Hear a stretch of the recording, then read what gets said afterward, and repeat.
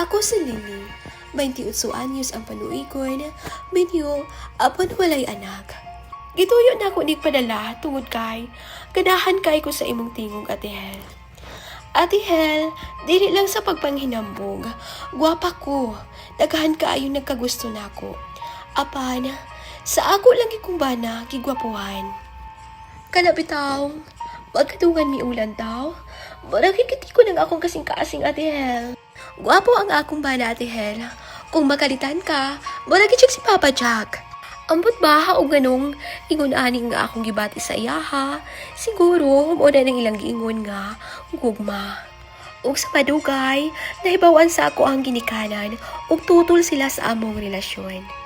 Ug ilang gipalikayan, kay lagi, tapulan daw ang akong bana. Apan kung ang imong tugahan na ang imong kalaban, dili kini mo mahimo at hilang ang paglikay kaniya. Maghila ko ba sa gabi tungod kay, dili kina ko kaya ang paglikay kaniya. Gibuhat nila ang tanan para biyaan ako akong bana. Apan, wala ko maminaw sa ilahang mga istorya. Ug hangtod nga, nakadesisyon ng akong ginikanan nga ipalarga ko sa Davao.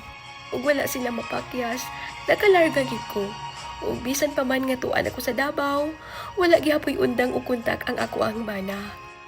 Ug nabay ang pipila ka bulan, mipauli ko sa amoa, ug nakita mi balik sa akong bana.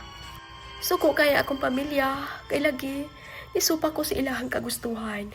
Ug atong panahon na, gibuhat na ko ang tanan, bisan sakit kaayo sa akong buot, akong gibuwagan ang akong bana, ug ila kong gipalarga sa Cagayan. Giblak na ko siya sa tanan, aron dili na ko niya makontak.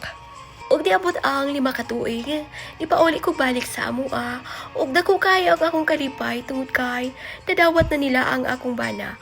Ug karon, unom na may katuig sa among pag-uban. Ug wala ko magbasol sa tanan akong desisyon sa kinabuhi, tungod kay palangka kaayo ko sa akong bana karon. Ug dong, unta, dili ka magbago. Ug kanunay na akong iistorya sa imuha, nga ikaw lang gid ang akong higugmaon, hangtod sa hangtod. Nagmahal, Lily.